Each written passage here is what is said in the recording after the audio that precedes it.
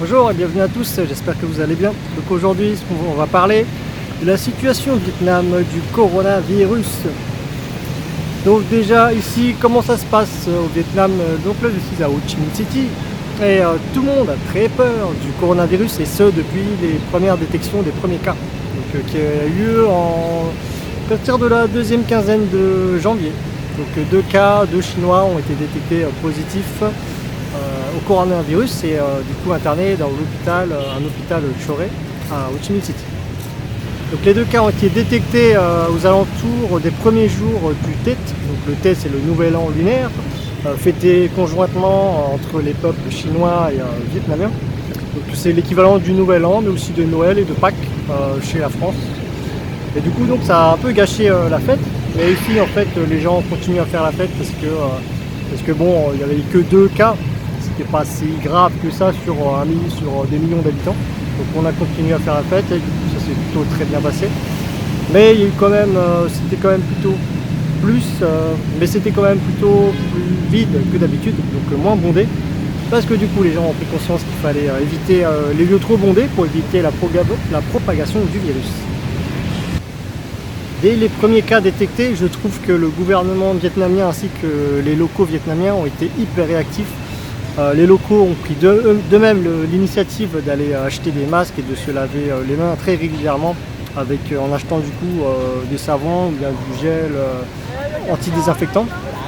Il y a une pénurie de masques, du coup il n'y a plus de masques de protection, c'est très très rare. Et parfois les commerçants en profitent pour les vendre beaucoup plus cher que leur prix normal, ce qui est normal. Il faut bien se faire un peu de thunes par ces moments difficiles. Et le gouvernement lui a été hyper réactif parce que dès la détection des premiers cas, il a commencé à retracer du coup le parcours de ces 2 personnes pour pouvoir isoler toutes les personnes en contact avec eux durant leur trajet. Parce qu'il faut savoir qu'ils sont atterris dans le nord du Vietnam, ils sont passés par le centre et ils ont atterri dans le sud. Donc ils ont quasiment tout fait. Donc le gouvernement il les a du coup détecté, identifié toutes les personnes en contact avec ces 2 personnes-là, ces 2 infectés. Et du coup ils ont foutu en quarantaine. Et dès la détection également des cas suivants, il y a eu très peu de cas. Il y a eu très peu de cas, mais il y a eu quand même eu des cas détectés. Parce que des personnes ont été du coup en déplacement professionnel à Wuhan, donc en Chine, et sont revenus ici. Et direct le gouvernement il les a foutus en quarantaine, eux et leurs familles et toutes les personnes avec qui ils étaient en contact, pour pouvoir les analyser et tester s'ils sont positifs ou non au coronavirus. Donc à l'heure d'aujourd'hui où je vous parle, il y a eu 12 cas avérés. Donc ça peut faire peur, 12 cas, on peut se dire oh merde, 12 cas, ça veut dire qu'il y a eu 12 contaminations sur place. Et bah non, pas tout à fait, parce qu'il y a eu quelques contaminations qui ont été faites sur place, certes, mais ce sont des cas qui ont été déjà en fait détectés par le gouvernement. Parce que le gouvernement, ce qu'il a fait, c'est qu'il a foutu en quarantaine à peu près plus de 200 personnes suspectes. Et quand on dit suspectes, c'est pas les gens qui présentent les symptômes, mais ce sont des gens qui potentiellement étaient en contact avec des infectés et d'autres également qui présentaient des symptômes. Et du coup, toutes ces personnes-là, en forme ou pas en forme, ils ont foutu en quarantaine pendant 14 jours et ils ont fait des tas de tests. Sanguins, etc., de santé. Il y en a une centaine dont le test a été négatif et une centaine dont les résultats sont en cours d'analyse et puis quelques-uns dont les cas se sont avérés positifs. Donc c'est pour ça qu'il y a eu 12 cas. Il y a eu 12 cas, mais aujourd'hui on en a détecté un 13e cas. Et un 13e cas du coup également déjà mis sous quarantaine. Et du coup qui était en attente d'analyse de son résultat. C'est avéré positif. Le gouvernement a également appliqué des mesures très drastiques, comme imposer le télétravail à tous les Chinois ou à toutes les personnes qui ont été en Chine et qui reviennent au Vietnam pour travailler en ce début d'année. Donc mis sous quarantaine, travailler de chez eux. Ils ont également prolongé l'arrêt des écoles pour les enfants de 2 semaines à peu près, je crois. À l'heure actuelle, c'est de 2 semaines pour pouvoir éviter la propagation du virus.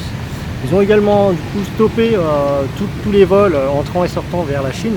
Ça par contre, ils ont un peu réagi un peu tardivement, je trouve. Ils ont tout d'abord, dans un premier temps, stopper tous les vols aller-retour depuis Wuhan, puis ensuite quelques jours après stopper les vols depuis les zones chinoises infectées, et ensuite stopper complètement les vols vers la Chine continentale. Et ça, je trouve qu'ils ont un peu tardé quand même. J'ai vu quelques Chinois là dans la rue, ça fait un peu peur, mais bon. Et sinon, dans les aéroports, ce qu'ils font, c'est qu'ils contrôlent vachement aussi tous les passagers.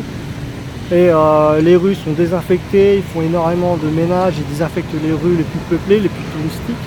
Et je trouve que le gouvernement il est hyper réactif là-dessus, là, il n'y a rien à dire.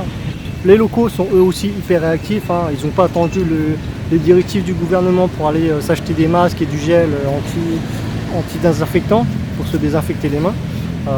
Du coup il n'y a plus de masques, il y a une pénurie, les stocks sont assez rares. Et sinon ce qu'ils font aussi c'est qu'ils évitent les endroits bondés comme les endroits comme par exemple les malls, les centres commerciaux, les restaurants, tout ça.